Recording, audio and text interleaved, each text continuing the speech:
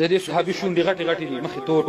خلکو به ترې کرکه کوله چې په یو جام به اوبه وڅښلې. راغی نبي علیه السلام ته وایي او د الله حبیبه خدای به مې ځان ته پرېږدي که نه، جنت به مې ځان ته پرېږدي که نه، حورې به مې ځان ته پرېږدي که نه. پیغمبر علیه السلام چې د صحابي ته وکتل ورته ویې ژړل او بیا ورته وخندل، لاس یې پرې واچو. ولې بچې واده دې په زړه وورېده که څنګه؟ او وایي قربان چې کافرو هم خلکو به رانه کرکه کوله، نفرت به یې کو چې په کوم لار به لاړم په هغه لار به خلک نه تلل، په کوم جام چې به مې اوبه څښلې په هغې به چا اوبه نه څښلې. نن مې چې ایمان راوړو مسلمان شوم، ستا د باغچې ګل شوم، ستا د باغ بلبل شوم، اوس هم رانه خلک کرکه کوي. ما به خدای ځان ته پرېږدي، ما به جنت ځان ته پرېږدي.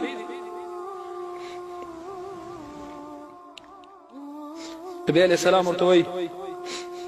واده ته دې زړه کېږي، لاړ شه فلاني صحابي ته دروازه ووهه، ورته وایي چې نبي علیه السلام رالېږلم نور راځه. سړی چې کله لاړ دروازه یې ووهله، صحابي ورته راووت، داسې کوس پاس ورته ګوري څنګه راغلی.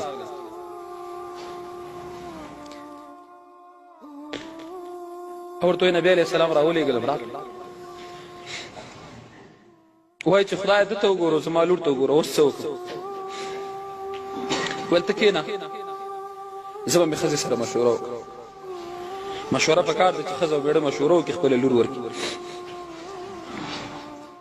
دی چې کله ننوت خپلې ښځې ته چې د ده نوم واغست چې دا صحابي نبي علیه السلام رالېږلی،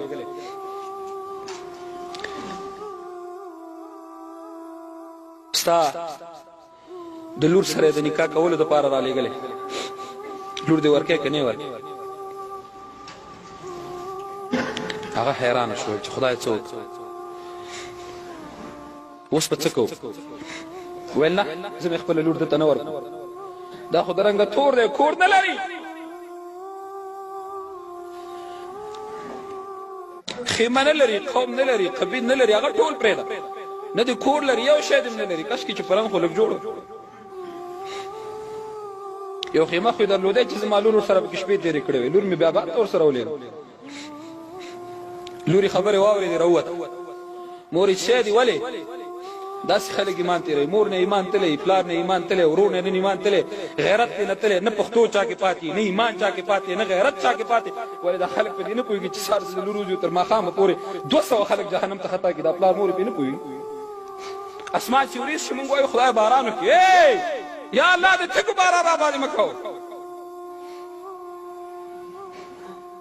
خدایه د تیږو باران را باندې مه کوه.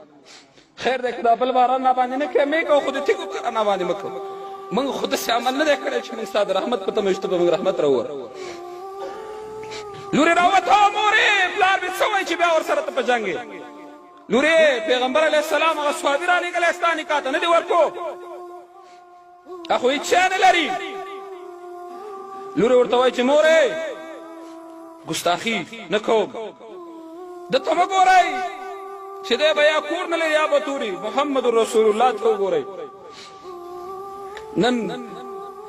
کفارو ته مه ګوره چې شراب راوړي، پیغمبر علیه السلام ته وګوره هغه منې کړي. نن که کافر په اسلام ګزار کوي ته پې مه کوه، ته خو د هغه امتي. پردی حیا پردی ناموس مه لوټ کوه،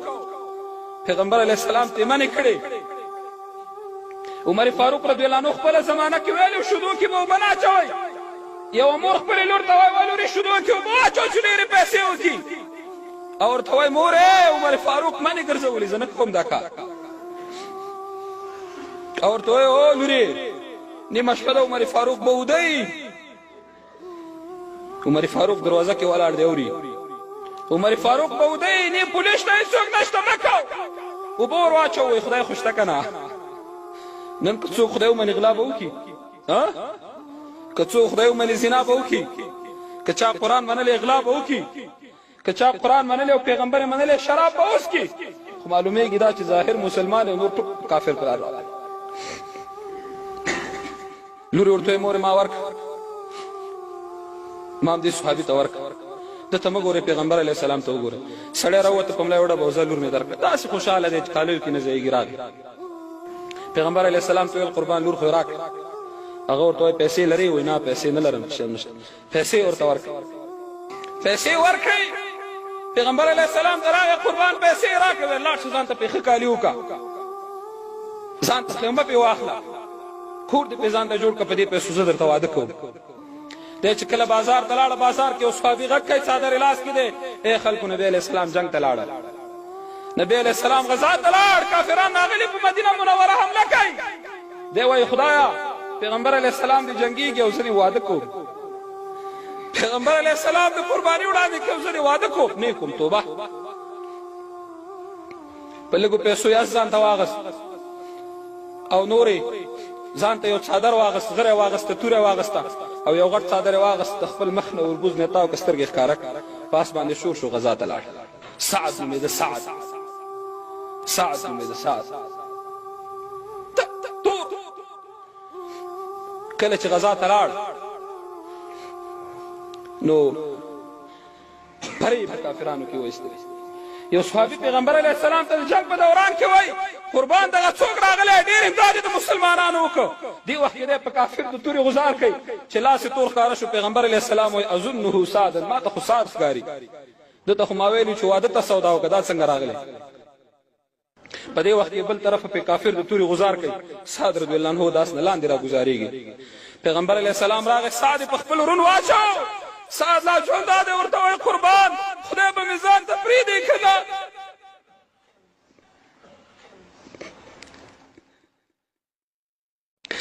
جنت به مې ځان ته پرېږدي که نه هورې به مې ځان ته پرېږدي که نه ټوټه ټوټه وینې تېدارې وایي او لا یې په زړه کې همغه ګیله ده پیغمبر علیه السلام یې اوښکې وچې کړې ورته وایي سعده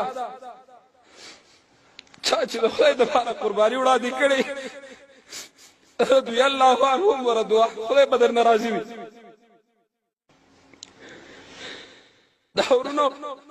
دا اسلام دونه مفت نه دی راغلی چې نن دې هر سړی پرې نقرې هر سړی د اسلام مخالفت کوي د سعد خو د ځوانانو پې خپلې وینې قربان کړي په دې باندې سونو خلکو خپلې وینې توی کړي نن هر څوک راپاڅېږي زه مسلمان یم د مسلمان ترجماني کوم ای سعده ګیلې مه کو پیغمبر علیه السلام ته یې مخ واړه ویې خندل شیبه بعد سعد رضی الله عنه روح پرواز کوي جنگ چې کله تیر شو څو ورځې بعد صحابه کرام ته پوښتنه کوي پیغمبر علیه السلام سعد چې کله ژړل تا داسې مخ واړه ودې خندل چې و نبی علیه السلام وایي و سعد ګیلې کولې